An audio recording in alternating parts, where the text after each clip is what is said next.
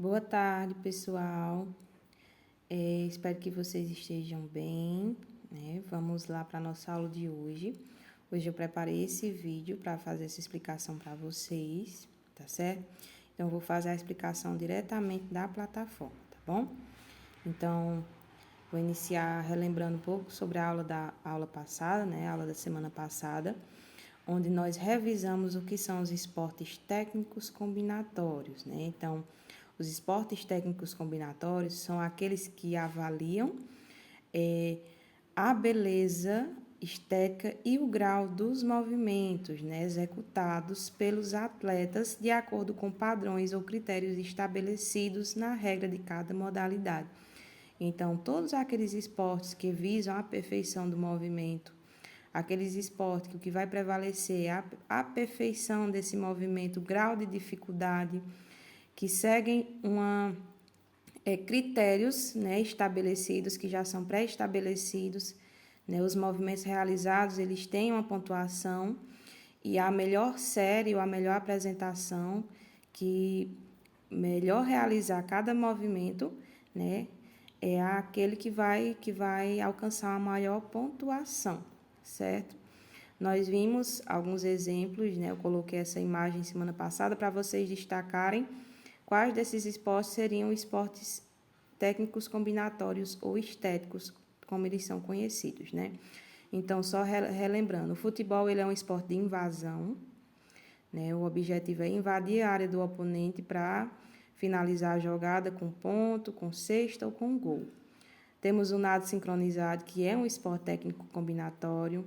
O golfe é um esporte de precisão.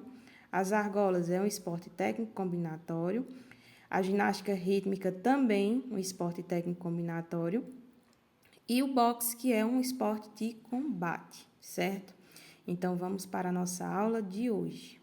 Então, nós também revisamos o conceito de ginástica, que é a arte ou o ato de exercitar o corpo para fortificar e dar-lhe agilidade.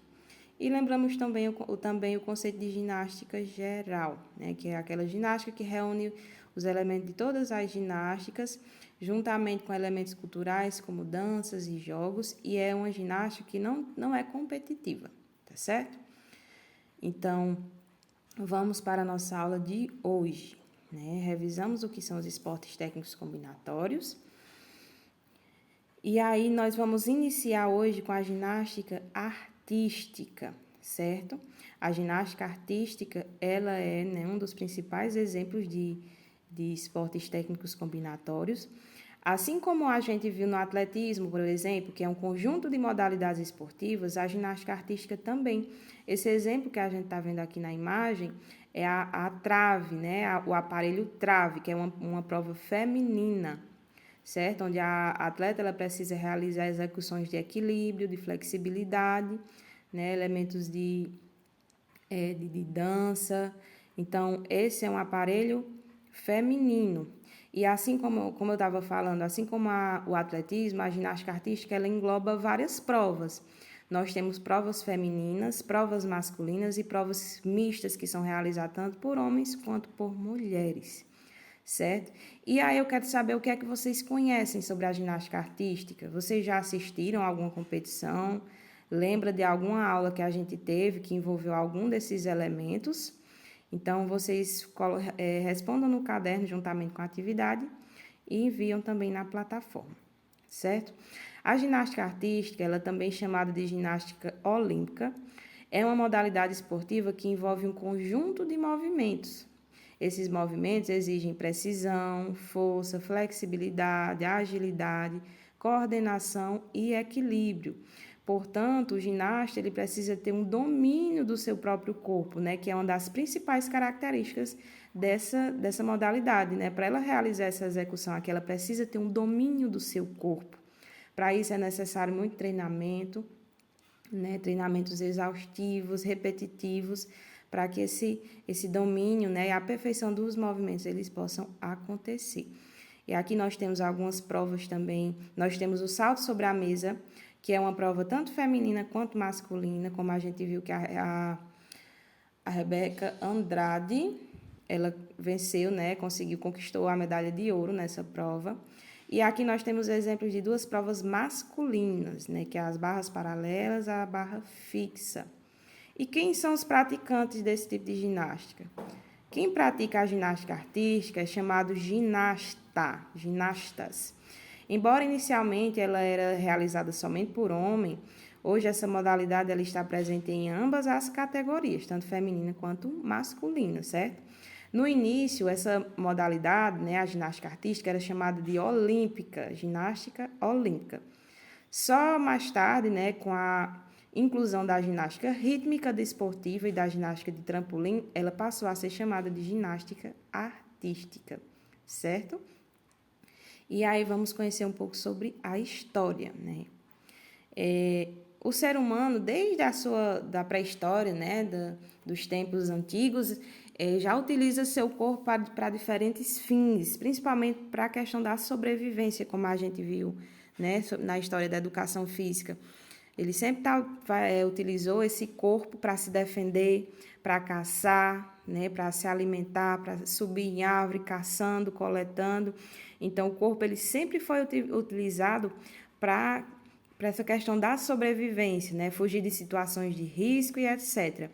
E ao longo dos anos, essa atividade física ela passou a ser sistematizada, inicialmente na Grécia e depois em outros países como a Alemanha e a Inglaterra, né? Então, no início, o homem ele realizava essas atividades físicas como forma de sobrevivência, mas aí, aos poucos, ela foi sendo utilizada para realmente exercitar o corpo.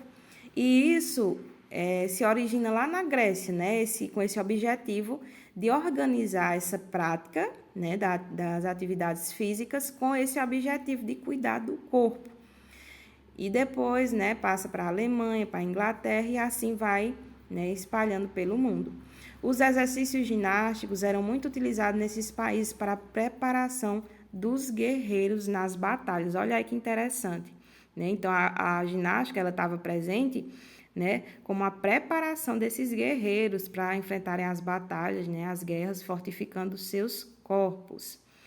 A história da ginástica artística é mais antiga do que pensamos. Acredita-se que os gregos praticavam diversos movimentos e acrobacias em alguns aparelhos, com o intuito de atingir a perfeição física, né? Então, se a gente for atrás, né, da história, ela é bem mais antiga do que nós imaginamos.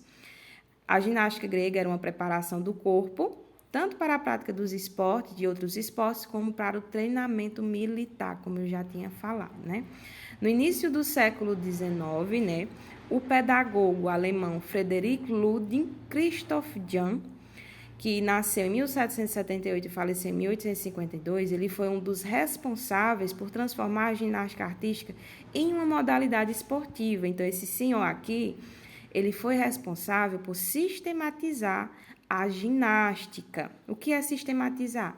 Ele organizou as técnicas, né, a forma de realizar a ginástica, os exercícios ginásticos, ele sistematizou. Então, ele é considerado o pai da ginástica. Ele organizou a ginástica semelhante ao que nós conhecemos hoje, certo? E ele também foi quem criou alguns dos aparelhos da ginástica artística que a gente conhece hoje, né? Ele fundou clubes de ginástica para jovens interessados na modalidade e ainda criou diversos aparelhos que são utilizados até hoje, como eu falei. E por esse motivo, ele é considerado o pai da ginástica, visto que a prática era vista como perigosa. Ele chegou a ser preso e a ginástica foi proibida por um determinado período, porque as pessoas compreendiam ela como uma prática perigosa, né? Só que aí, felizmente, depois, alguns adeptos, né, desse esporte, algumas pessoas que já realizavam, não permitiram que a prática da ginástica ela se extinguisse, né? Ela fosse esquecida. E aí, alguns alemães levaram a modalidade para outras partes da Europa e do mundo, né? Criando os diferentes métodos ginásticos, como a gente tem o método alemão, o método francês, o método suíço. Então, cada país foi desenvolvendo um determinado método, né, seguindo a organização que o Frederick já tinha começado, certo? E em 1881 foi fundada a Federação Europeia da Ginástica, né, de ginástica, o que resultou na consolidação dessa modalidade esportiva. Então, a partir do momento em que foi criada essa federação, a ginástica ela foi reconhecida como um esporte, como uma prática esportiva. Quando cria essa federação, então quer dizer que em toda parte do mundo, a ginástica ela deve ser realizada daquela mesma forma, seguindo aqueles mesmos critérios, tá bom? E aí, em 1896, a ginástica ela está presente nos Jogos Olímpicos. Começou nos Jogos de Atenas e nos Jogos Pan-Americanos em 1951. Então, olha aqui, ó, desde a primeira edição dos Jogos Olímpicos Modernos, né, lembrando daquela primeira aula que a gente teve, que foi em 1896, a ginástica artística ela já está presente, certo? E aí, você sabia, em relação à categoria feminina, foi somente nas Olimpíadas de 1929, na Holanda, que as mulheres participaram, né? Passaram a competir. Só que hoje as mulheres elas têm grande representatividade, né? No Brasil e no mundo, da mesma forma que os homens, que as provas masculinas. E no Brasil, como foi que chegou? Né? A ginástica artística ela chega no Brasil nos finais do século XIX, trazido por imigrantes europeus, né? Lá nos estados, na região do Sul, que ela teve seu início. Então, esses imigrantes, essas pessoas vindo da Europa, né, que chegaram aqui no Brasil, eles trouxeram consigo a prática da ginástica, né, e outros elementos da sua cultura, passando para as demais pessoas daquela região, né, fazendo assim com que a ginástica ela ficasse conhecida, né, se espalhasse aqui no nosso Brasil. E em 1858 foi fundada em Santa Catarina a Sociedade de Ginástica de Joinville e 10 anos depois foi fundada em Porto Alegre outra organização dessa modalidade, a Sociedade de Ginástica de Porto Alegre. No início, né, do século XX, Rio de Janeiro e São Paulo começaram a praticar a ginástica olímpica, né, naquele tempo ainda tinha o nome de ginástica olímpica, em clubes da cidade. E o primeiro campeonato nacional ocorreu em 1950 entre atletas paulistas, cariocas e gaúchos, certo? Vou deixar aqui o videozinho lá na plataforma para você, aqui na plataforma para vocês assistirem. E vamos para a nossa atividade de hoje, onde vocês vão responder essas 5 perguntinhas no caderno de vocês, lembrando sempre de colocar perguntas e respostas, tá certo? E aí, qualquer dúvida, eu vou estar aqui com vocês até às 5 horas, tá bom?